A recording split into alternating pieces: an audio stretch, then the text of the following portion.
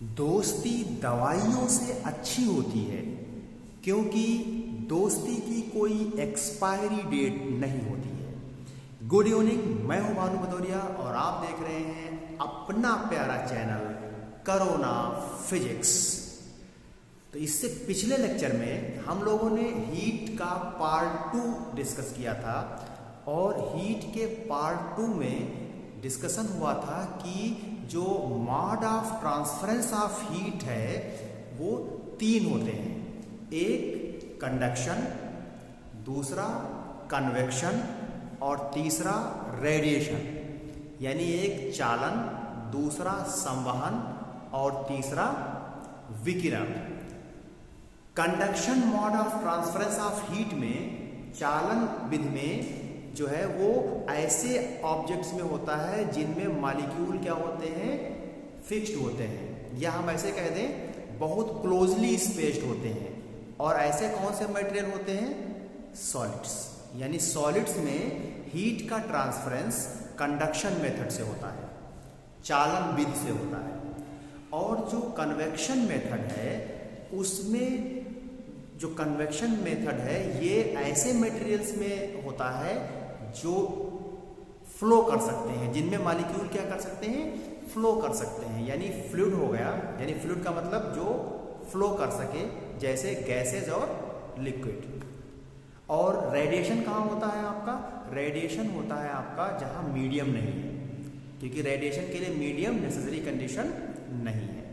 Medium में भी हो सकता है और मीडियम नहीं है वहां पर भी रेडिएशन के थ्रू हीट का ट्रांसफरेंस हो सकता है। तो आज हम लोग पढ़ने वाले हैं हीट का पार्ट 3। तो शुरू करते हैं हीट का पार्ट 3।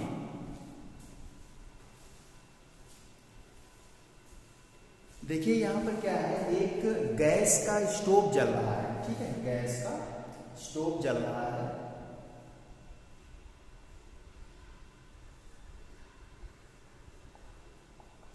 ये गैस का क्या है, स्टोव जल रहा है। और एक पर्सन है बबलू, वो एक रॉड को, मेटल रॉड को पकड़े हुए है जिसका एक सिरा इस बर्नर से जो जल रही लौ है, फ्लेम है, उसमें है, और दूसरा सिरा रॉड का बबलू के हाथ में। यानी यहाँ एक रॉड बबलू पकड़े हुए है, ये पकड़े हुए हैं आपका। ये कौन है, ये बबलू है और ये रॉड को पकड़े हुए हैं, ठीक है। फिर यहाँ पे एक व्यक्ति है एक्स, वो यहाँ पे अपने दोनों हाथों को फैला करके यहाँ दोनों हाथों को सेक रहा है यहाँ पे, ठीक है। फिर कुछ पर्सन, एक है कोई पर्सन है जेड, और वो जेड पर्सन जो है, वाई और जेड 2 पर्सन है, और वो यहाँ पर खड़े हुए इस स्टोव की फ्लेम का आनंद ले रहे हैं, ठीक है। एक बबलू है जिसके हाथ में एक रॉड है मेटल की, रॉड का एक एंड जो ये बर्नर जल रहा है, स्टोव जल रहा है, उसकी फ्लेम में है, और दूसरा एंड कहाँ है, बबलू के हाथ में है। एक्स एक कोई पर्सन है, एक्स पर्सन दोनों अपने हाथ इस तरीके से फ्लेम के ऊपर किए हुए हैं, और वाई और जेड 2 पर्सन है जो फ्लेम से दूर खड़े हुए इस फ्लेम का आनंद ले रहे हैं, मतलब उनको भी फ्लेम की गर्मी मिल रही है। क्वेश्चन ये है कि बबलू तक हीट जो है वो किस विधि से पहुंच रही है, एक्स पर्सन तक हीट किस विधि से पहुंच रही है, और जो ये वाई जेड खड़े हुए हैं इन पर्सन्स तक हीट किस विधि से पहुंच रही है। लगाइए किडनी और जवाब दीजिए, लगाइए किडनी। यानी बबलू तक हीट पहुंचने का मेथड क्या है, एक्स तक हीट पहुंचने का मेथड क्या है, और वाई और जेड जो पर्सन है इन पर्सन्स तक हीट पहुंचने की मेथड क्या है। सोचा, लगाया किडनी, जल्दी से लगाइए किडनी, जवाब दीजिए। देखो ये रॉड है, तो सबसे पहले क्या होगा, रॉड का ये सिरा गर्म, यहाँ पे मॉलिक्यूल गर्म होंगे, हीट ट्रांसफर करेंगे, यानी ये सॉलिड है और सॉलिड में हीट किस मेथड से कंडक्ट करती है, किस मेथड से ट्रांसफर होती है, कंडक्शन। तो बबूल तक हीट जो पहुंचेगी वो किस विधि से पहुंचेगी, वो पहुंचेगी कंडक्शन मेथड से, चालन विधि से। और जो ये फ्लेम के ऊपर हाथ किए हुए यहां तक जो यक्स पर्सन है वहां तक हीट कैसे किस मेथड से पहुंचेगी, कन्वेक्शन से, संवहन से। और जो दूर खड़े हुए हैं वाई और जेड, यहां तक जो हीट इस फ्लेम की पहुंचेगी वो उसका ट्रांसफरेंस, मोड ऑफ ट्रांसफरेंस क्या होगा, रेडिएशन। किस मेथड से पहुंचेगी, रेडिएशन से, विकिरण से, रेडिएशन से। ठीक है, नोट कर लीजिए जल्दी से।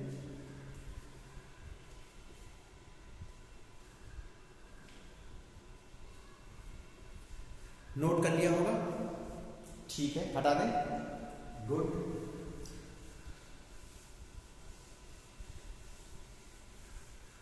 अब देखो क्या है, एक स्टोव है और गैस बर्नर बना देते हैं। ठीक है, ये गैस का बर्नर है, ये गैस जल रही है। ठीक है, और इस पर क्या रखा हुआ है आपका, ये कंटेनर रखा हुआ है और इस कंटेनर में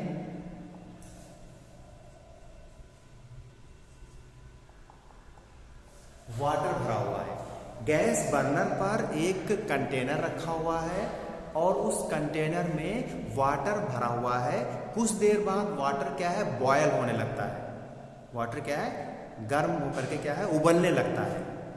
क्वेश्चन है आपसे पूछा गया कि जो ये वाटर है, वाटर को हीट किस विधि से मिली, और जो कंटेनर है इस कंटेनर को हीट किस विधि से मिली। यानी वाटर को हीट किस मेथड से मिली और जो कंटेनर है इस कंटेनर को हीट किस विधि से मिली। Mode of transference of heat ये आपको बताना है। तो देखो वाटर क्या है, लिक्विड है, कंटेनर कैसा है, सॉलिड है। तो सॉलिड को हीट ट्रांसफरेंस का मोड क्या होता है, कंडक्शन। और लिक्विड या गैसेस के लिए क्या होता है आपका, कन्वेक्शन। तो वाटर को किस मेथड से हीट मिली, कन्वेक्शन, संवहन। और कंटेनर को हीट किस मेथड से मिली, कंडक्शन यानी चालन। ये किसको मिली, कंडक्शन। ठीक है, नोट कर लीजिए और किडनी लगाते रहिए, जागते हुए इसको पढ़िए। और इसके अगर पिछले पार्ट 1 और 2 नहीं देखे हैं तो वो जरूर देख लीजिए। ठीक है, अभी तक अगर जिन लोगों ने सब्सक्राइब नहीं किया है सब्सक्राइब कर लें और शेयर कर दीजिए, क्योंकि ये सारी बातें आपका 1 डे एग्जाम में, नेट जो आपका 1 डे एग्जाम है, पेट आपका होने वाला है, टेट में आती हैं आपकी, सी टेट है, सुपर टेट है, इन सब जगह मिलेंगी। एसएससी वगैरह जो है आपका, सीजीएल, रेलवे, सब जगह आपका जो ये फिजिक्स वाला पोर्शन है पूरा कवर्ड है आपका। ठीक है, तो जल्दी से शेयर कर दीजिए, लाइक कर दीजिए और सब्सक्राइब कर लीजिए अगर अभी तक सब्सक्राइब नहीं किया है। ठीक, अब इसके आगे हम पढ़ रहे हैं, हटा दें इसको, ये बात समझ गए होंगे।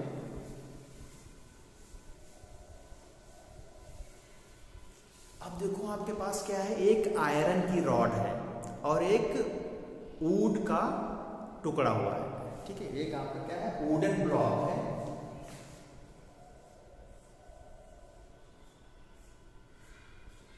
ये वुडन ब्लॉक है और एक ये आयरन की रॉड है, आयरन रॉड।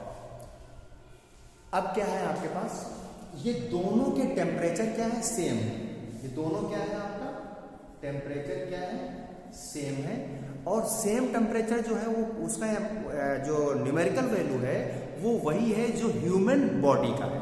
यानी टेम्परेचर सेम है और किसके बराबर है आपका, ह्यूमन बॉडी के बराबर, ह्यूमन बॉडी के बराबर।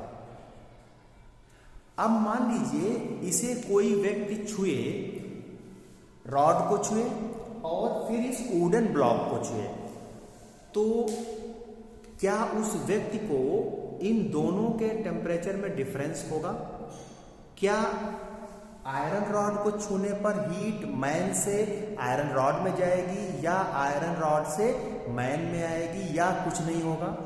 सेम क्वेश्चन इस वुडन ब्लॉक के लिए, मतलब वुडन ब्लॉक को छुएंगे तो क्या व्यक्ति से हीट वुडन ब्लॉक में जाएगी या वुडन ब्लॉक से हीट व्यक्ति में आएगी।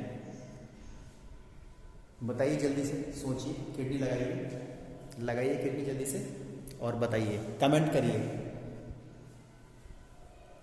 देखो ये जो वुडन ब्लॉक है और जो ये आयरन रॉड है ये सेम टेम्परेचर पर है और वो टेम्परेचर कितना है, ह्यूमन बॉडी के बराबर है।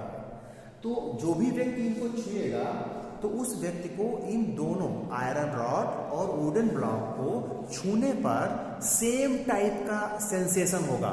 मतलब दोनों क्या है, या तो एक जैसी गर्म लगेगी या दोनों एक जैसी ठंडी लगेगी। और ह्यूमन जब इसको, यानी कोई भी व्यक्ति जब इसको छुएगा तो हीट का ट्रांसफरेंस नहीं होगा। क्यों? क्योंकि हीट का ट्रांसफरेंस तभी होता है जब टेम्परेचर डिफरेंस होता है। और किधर को हीट फ्लो करती है, हायर टेम्परेचर वाले ऑब्जेक्ट से लोअर टेम्परेचर वाले ऑब्जेक्ट की ओर हीट फ्लो करती है। ठीक है, नोट कर लीजिए जल्दी से, ये बातें सारी नोट कर लीजिए।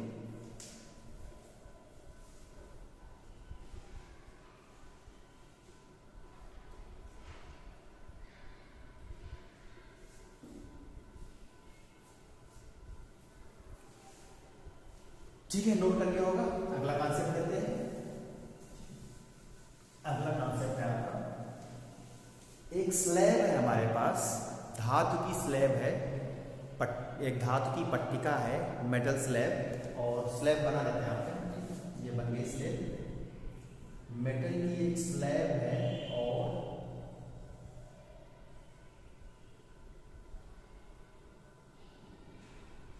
एक सरफेस ये है मेटल स्लैब का, एक सरफेस ये है और इसकी जो थिकनेस है वो d है। मेटल स्लैब है जिसकी मोटाई कितनी है, d है, और उनकी दो सरफेस हमने दिखा दी आपको। इन दोनों सरफेसेस के जो टेम्परेचर है वो T1 और T2 है। क्या है आपको, T1 टेम्परेचर है इस सरफेस का और इस सरफेस का टेम्परेचर कितना है, T2 है। ये हीट इस तरीके से फ्लो हो रही है, हीट फ्लो है, क्या है आपका, सरफेस जो है इसके परपेंडिकुलर हीट क्या हो रही है, फ्लो हो रही है, हीट फ्लो हो रही है और T टाइम तक फ्लो हो रही है, T टाइम तक इसमें हीट फ्लो हुई। तो जो हीट का अमाउंट जो फ्लो होगा, हीट का जो अमाउंट इस स्लैब से फ्लो होगा, ये पाया गया एक्सपेरिमेंटली कि जो हीट का अमाउंट फ्लो हो रहा है उसको कैपिटल Q कह दें तो ये प्रोपोर्शनल होता है आपका temperature difference between the slab surfaces, जिन सरफेसेस के बीच हीट फ्लो कर रही है, यानी θ1 और यानी T1 T2 ले रखा है हम लोगों ने, T1 और T2 के डिफरेंस के प्रोपोर्शनल होगी। जो जितने टाइम तक फ्लो होती है उस टाइम के प्रोपोर्शनल होती है। और जो ये सरफेस है, इस सरफेस का जो एरिया होता है उस एरिया के प्रोपोर्शनल होती है। सरफेसेस जिनके बीच हीट फ्लो कर रही है उनके बीच की जो डिस्टेंस है उसके इनवर्सली प्रोपोर्शनल होती है, यानी प्रोपोर्शनल टू डिस्टेंस इस सरफेसेस के बीच कितनी है, d है, प्रोपोर्शनल 1/d। इन सबको मिला देंगे तो जो अमाउंट ऑफ हीट फ्लो करेगा इन सरफेसेस के बीच में वो प्रोपोर्शनल होगा किसके, सबको मिला देंगे Q proportional A T1 minus T2 small d upon d। ये क्या है, एरिया है सरफेस का। T1 minus T2 temperature difference है सरफेसेस के जिनके बीच में हीट फ्लो कर रही है। T क्या है, वो टाइम है जिस टाइम तक हीट फ्लो की। D क्या है, उन सरफेसेस के बीच की डिस्टेंस है जिनके बीच हीट फ्लो कर रही है। प्रोपोर्शनल साइन हटाएंगे तो ये कांस्टेंट आएगा, प्रोपोर्शनल साइन अगर हटा दें तो यहीं पर एक कांस्टेंट आ जाता है जिसको हम कैपिटल K कहते हैं। और ये जो कैपिटल K है ये कहलाता है कोफिशिएंट ऑफ थर्मल कंडक्टिविटी, ऊष्मीय चालकता गुणांक। ठीक है, K को क्या कहते हैं, ऊष्मीय चालकता गुणांक। और देखो जो ये आपका T1 minus T2 upon D है, T1 minus T2 upon D जो है इसको बोलेंगे टेम्परेचर ग्रेडियंट, ताप प्रवणता। ठीक है, नोट कर सकते हो। T1 minus T2 upon D क्या है? ताप प्रवणता, टेम्परेचर ग्रेडियंट। अब देखो थर्मल कंडक्टिविटी का जो कोफिशिएंट है, ऊष्मीय चालकता गुणांक कैपिटल K है, इसे हम कैसे डिफाइन करेंगे? इसे हम डिफाइन करने जा रहे हैं, तो इतनी बातें नोट कर लो, इसको डिफाइन कर रहे हैं।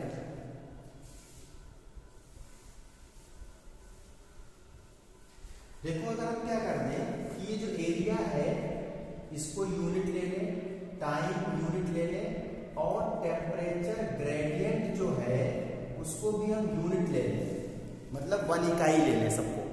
इकाई मतलब टाइम की इसे इकाई, यूनिट क्या है सेकेंड, एरिया क्या है मीटर स्क्वायर या सेंटीमीटर स्क्वायर। ठीक है, तो क्या हम करें इनको सब 1 यूनिट ले लें। तो यहाँ से देखो ये 1 हो गया, ये टेम्परेचर ग्रेडियंट 1 हो गया, T1 हो गया, तो क्या Q is equal to K आ जाएगा, Q is equal to K हो जाएगा।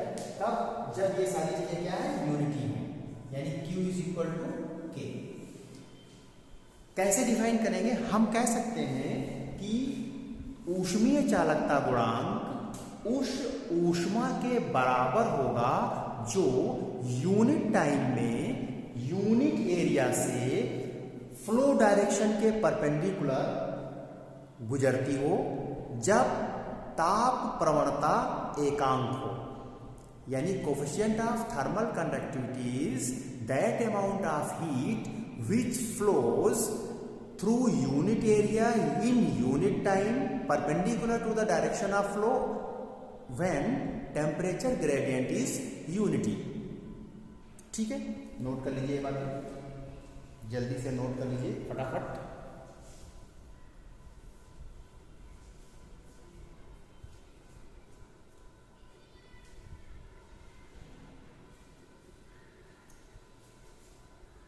अब देखो रेट ऑफ हीट फ्लो क्या होगा, रेट ऑफ हीट फ्लो।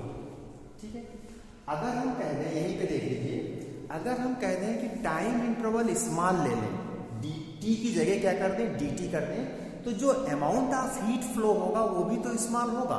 तो यानी अगर हम टाइम t को dt कर दें तो amount of heat flow q की जगह क्या हो जाएगा, dq हो जाएगा। तो अब dq अपॉन dt कर लें तो इसी को हम बोलेंगे rate of flow of heat या रेट ऑफ हीट फ्लो। तो क्या रेट ऑफ हीट फ्लो यहां से देख सकते हैं क्या मिल जाएगा, dq upon dt is equal to ka, और इसको क्या हम dt कर दें। ठीक है, या हम कह सकते हैं ये क्या है टेम्परेचर ग्रेडियंट है, तो इसको हम लिख सकते हैं आपका T1 minus T2 upon D, ये टेम्परेचर ग्रेडियंट है। तो इसको बोलते हैं रेट ऑफ हीट फ्लो, और इसको हम कैपिटल H से भी डिनोट करते हैं, यानी रेट ऑफ हीट फ्लो को कैपिटल H से भी हम डिनोट करते हैं। नोट कर लीजिए जल्दी से, ये Q है dQ upon dt, rate of heat flow capital H से डिनोट करते हैं। नोट कर लीजिए। अब इसके बाद एक कॉन्सेप्ट है आपका थर्मल रेजिस्टेंस। थर्मल रेजिस्टेंस क्या होता है वो देख लेते हैं। थर्मल रेजिस्टेंस,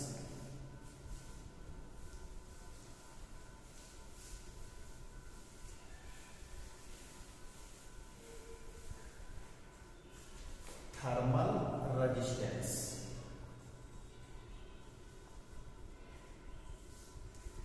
तो भाई जिन लोगों ने अभी तक सब्सक्राइब नहीं किया है सब्सक्राइब कर लीजिए, तुरंत शेयर कर दीजिए अपने फ्रेंड्स को, क्योंकि हो सकता है किसी की तकदीर बदल जाए। ठीक है, थर्मल रेजिस्टेंस क्या होता है, जिस तरीके से इलेक्ट्रिकल रेजिस्टेंस होता है, और इलेक्ट्रिकल रेजिस्टेंस क्या होता है पोटेंशियल डिफरेंस अपॉन करंट या rate of flow of charge. यानी इलेक्ट्रिकल रेजिस्टेंस जो होता है आपको याद होगा R is equal to V upon I। V क्या है पोटेंशियल डिफरेंस, I क्या है करंट यानी फ्लो रेट ऑफ चार्ज। ठीक है, तो ठीक इसी तरीके से होता है थर्मल रेजिस्टेंस। थर्मल रेजिस्टेंस में क्या होता है, ये था पोटेंशियल डिफरेंस इलेक्ट्रिकल रेजिस्टेंस में, यहाँ क्या था फ्लो रेट ऑफ चार्ज।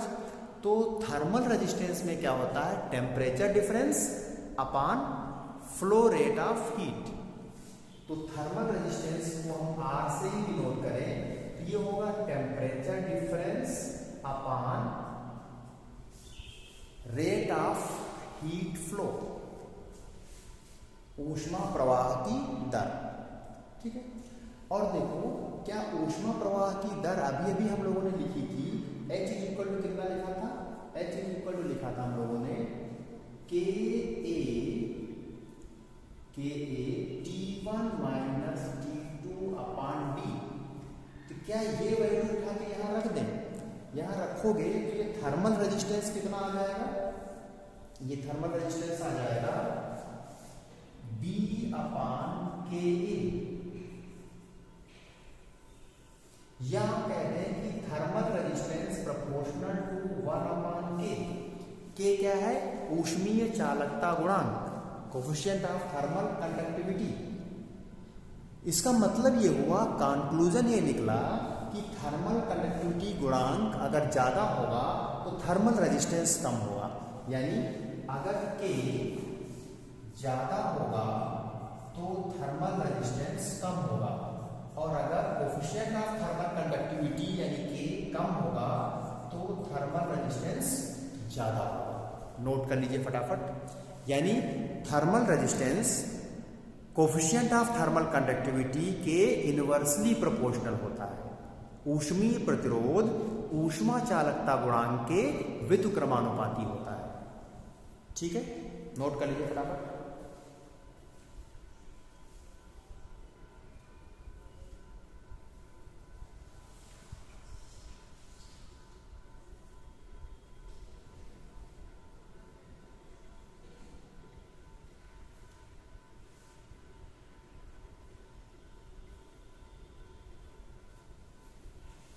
अब देखो एक वर्ड आता है आपका थर्मो इलेक्ट्रिक कंडक्टिविटी, या इसे डिफ्यूजिविटी भी कहते हैं। तो हेडिंग लगाइए थर्मल या थर्मो इलेक्ट्रिक कंडक्टिविटी।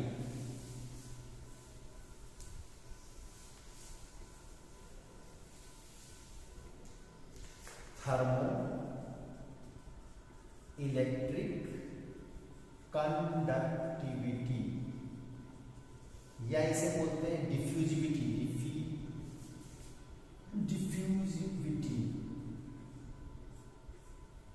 और स्मॉल के से रिप्रेजेंट करते हैं, स्मॉल के से। इसको डिफाइन कैसे करते हैं, थर्मो इलेक्ट्रिक कंडक्टिविटी जो होती है वो thermal conductivity upon thermal capacity per unit volume के टर्म में डिफाइन की जाती है। यानी diffusivity thermo electric conductivity small K is equal to thermal conductivity upon thermal capacity per unit volume. ये हो गया thermal conductivity capital K upon thermal capacity per unit volume, thermal capacity per unit volume, thermal capacity per unit volume. अब जो ये thermal capacity एक word आया है, thermal capacity, ये क्या होता है, अगर हम कहते हैं कि डेंसिटी रो है और स्पेसिफिक हीट सी है, किसी मटेरियल के लिए डेंसिटी कितनी है, रो है, और स्पेसिफिक हीट सी है, तो thermal capacity per unit value जो होती है वो हो जाती है रो सी। रो मटेरियल की डेंसिटी है, सी स्पेसिफिक हीट है मटेरियल की, तो thermal capacity per unit value जो होती है वो हो जाती है रो सी। तो क्या आप कह सकते हैं डिफ्यूजिविटी या थर्मो इलेक्ट्रिक कंडक्टिविटी स्मॉल के बराबर क्या हो जाएगा, स्मॉल के बराबर हो जाएगा कैपिटल के अपॉन रो सी, कैपिटल के अपॉन रो सी। नोट कर लीजिए, यहां से पूछे जाते हैं क्वेश्चन।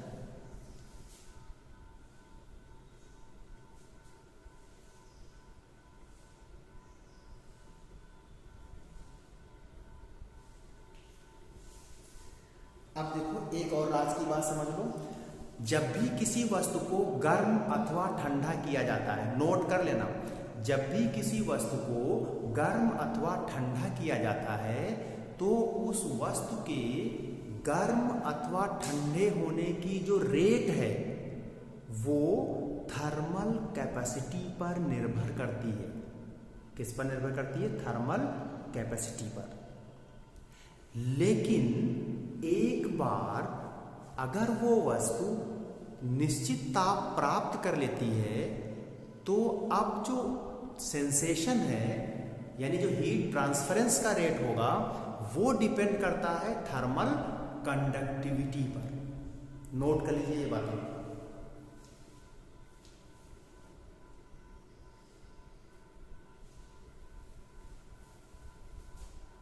नोट कर लिया होगा।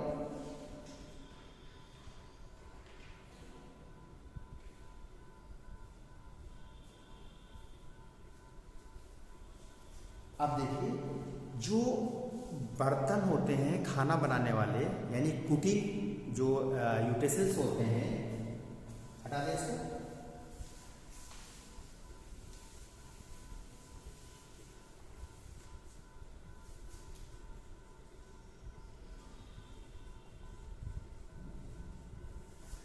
जो कुकिंग यूटेंसिल्स होते हैं यानी जो खाना बनाने वाले बर्तन होते हैं उनका मटेरियल ऐसा होना चाहिए जिसका क्या हो? स्पेसिफिक हीट कम हो, थर्मल एक्सपेंशन कोफिशिएंट कम हो और थर्मल कंडक्टिविटी क्या हो? ज्यादा हो। ये भी बात नोट कर लीजिए। क्या होना चाहिए ऐसे बर्तनों का? थर्मल कंडक्टिविटी क्या होना चाहिए? थर्मल कंडक्टिविटी ज्यादा होनी चाहिए, स्पेसिफिक हीट कम होनी चाहिए और कोफिशिएंट ऑफ एक्सपेंशन, प्रसार गुणांक जिसको बोलते हैं, वो भी कम होना चाहिए। यानी कोफिशिएंट ऑफ एक्सपेंशन कम होना चाहिए। किन बर्तनों का? जिन्हें हम खाना बनाने के लिए इस्तेमाल करते हैं, उन बर्तनों में ये कंडीशन होनी चाहिए। नोट कर लीजिए।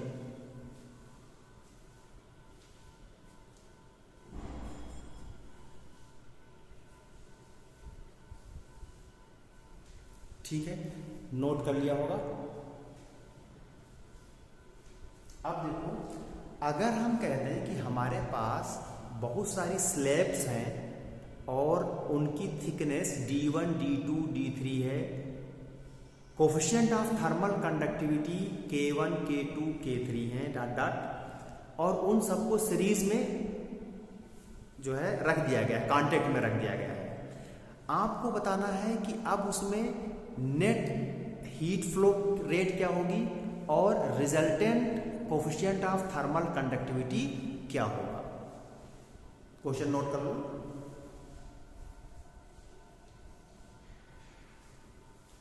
क्या हमने बोला है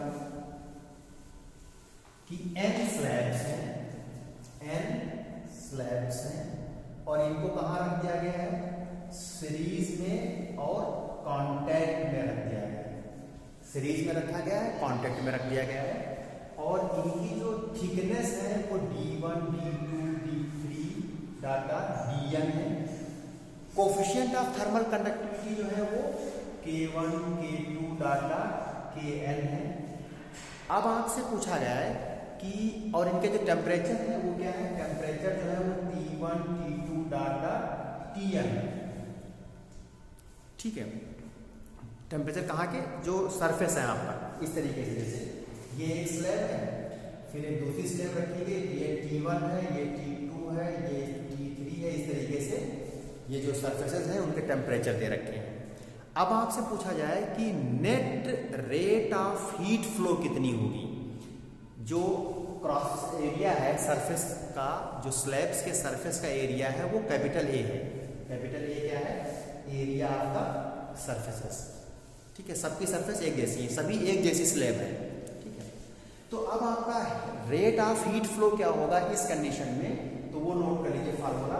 इस कंडीशन में जो रेट ऑफ हीट फ्लो होगा dQ/dt यानी H कहेंगे, तो ये हो जाएगा आपका एरिया और T1 माइनस Tn, पहली सरफेस और लास्ट वाली सरफेस का टेम्परेचर, अपान D1 अपान K1 प्लस D2 अपान K2 plus data plus Dn अपान Kn। नोट कर लीजिए, फार्मूला नोट कर लीजिएगा। एन स्लैब का मतलब 2 हो सकती है, एन की वैल्यू 3 हो सकती है, 5 हो सकती है, जो भी होगी उस हिसाब से रख लीजिएगा फार्मूले में और रिजल्ट आपको मिल जाएगा। ठीक है, नोट किया।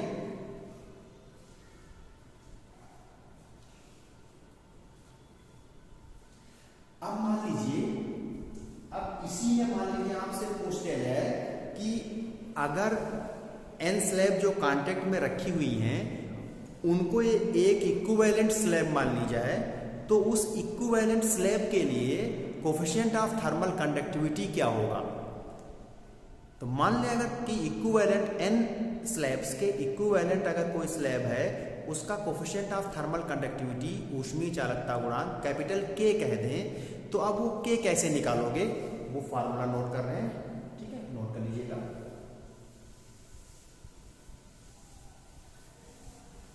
उसके लिए क्या करोगे, आप ऐसे लिखोगे D1 plus D2 plus D3 plus data plus Dn अपान के is equal D1 upon K1 plus D2 upon K2 plus D3 upon K3 plus data plus Dn upon Kn। तो इस फार्मूले से हम इक्विवेलेंट स्लैब के लिए coefficient of thermal conductivity calculate कर लेंगे। नोट कर लीजिए, ऑब्जेक्टिव के लिए बहुत इंपॉर्टेंट चीज है। ठीक है, एक और यहाँ पे शॉर्ट ट्रिक बताएंगे इंजन हॉज एक्सपेरिमेंट के बारे में। इंजन हॉज एक्सपेरिमेंट में क्या किया था कि जो साइंटिस्ट थे इंजन हॉज, उन्होंने क्या किया कि एक कंटेनर लिया और उस कंटेनर में डिफरेंट मटेरियल की रॉड्स को लगाया और उन पर वैक्सिंग कर दी, मतलब मोम चढ़ा दिया। अब उस कंटेनर में खौलता हुआ यानी जो है उबलता हुआ ऑयल डाल दिया और ये देखा कि जो डिफरेंट मटेरियल की रॉड्स थी जिन पर मोम लगा दिया गया था, उनमें डिफरेंट लेंथ तक मोम पिघलता है।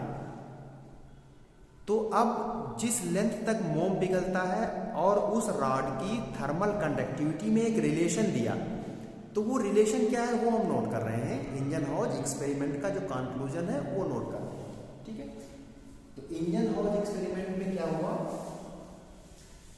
इंजन हॉज एक्सपेरिमेंट में क्या है आपका K1 ratio K2 ratio K3 डाटा इक्वल टू क्या है आपका L1 square ratio L2 square ratio L3 square डाटा। K1 K2 क्या है, रॉड्स की थर्मल कंडक्टिविटी है और L1 L2 L3 क्या है, रॉड्स की वो लेंथ है जहां तक मोम पिघलता है, the length up to which wax is melted. ठीक है, तो ये फार्मूला याद रखिएगा, आपका नोट कर लीजिए। तो हीट का मैक्सिमम पोर्शन आपका जो 1 डे कंपटीशन और ऑब्जेक्टिव के लिए जो था वो कवर हो गया 1, 2 और 3 पार्ट में। ठीक है, नेक्स्ट पार्ट आपका होगा करंट इलेक्ट्रिसिटी। ठीक है, आज इतना ही रखते हैं। Good night.